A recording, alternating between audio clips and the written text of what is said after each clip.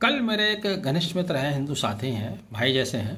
उन्होंने कहा, सर एक बात बताइए, सऊदी अरब से ईरान पर हमला हुआ, लेकिन कोई ये नहीं कहता है कि सऊदी अरब अमेरिका का साथ क्यों दे रहा है, उसकी आलोचना क्यों नहीं करता। यूएई से ईरान के ऊपर हमला हुआ, कोई यूएई से नहीं कहता कि आप अमेरिका का साथ क्यों दे रहे हो, उसकी आलोचना क्यों नहीं करते। पाकिस्तान से ईरान के ऊपर हमला हुआ, कोई पाकिस्तान से नहीं कहता कि आपने अमेरिका का साथ क्यों दिया, आप अमेरिका की आलोचना क्यों नहीं करते। लेकिन भारत के मुसलमान मोदी जी से क्यों कहते हैं कि आप अमेरिका की आलोचना करो, उसका साथ मत दो। बात मैंने सुनी, सुनकर आए गए हो गई।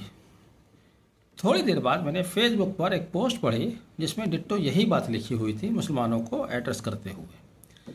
तब मुझे समझ में आया कि ये हमारे मित्र की बात नहीं थी, बल्कि जो एक ट्रोल सिस्टम चलता है, ट्रोल करने वाला, ये उनकी कहानी है, उनकी घड़ी हुई बातें हैं। भाई साहब, पहली बात तो आप ये समझिए कि भारत का मुसलमान मोदी जी से, किसी सरकार से कुछ नहीं चाहता। भारत के किसी मुसलमान ने ये नहीं कहा कि मोदी जी अमेरिका की आलोचना करें या ईरान के साथ जाएं। प्रधानमंत्री हैं, खुद फैसला ले सकते हैं। कौन कह रहा है मोदी जी से? मोदी जी से कहने वाली है विपक्षी पार्टियाँ। विपक्षी पार्टी इसकी अपनी कुछ लायबिलिटीज़ है, अपनी जिम्मेदारी है, या अपना राजनीति का एक स्तर है।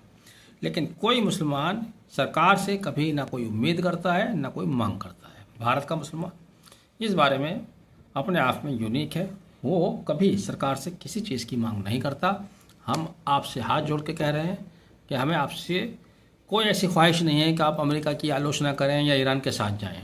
सरकार हैं आप, आपका फैसला, सर माथे पर, जैसा चाहे वैसा फैसला कीजिए। लेकिन मुसलमानों पर यह आरोप मत मढ़िए। ट्रोल मीडिया से मैं कह रहा हूँ कि साहब मुसलमान ये कह रहे हैं, मुसलमान हो गए। मुसलमान कोई कुछ नहीं कह रहा। मुसलमानों को जो कुछ करना होता है बेचारे अपने बलबूते अपने आप करते हैं। आपसे हमारी कोई ख्वाहिश नहीं है।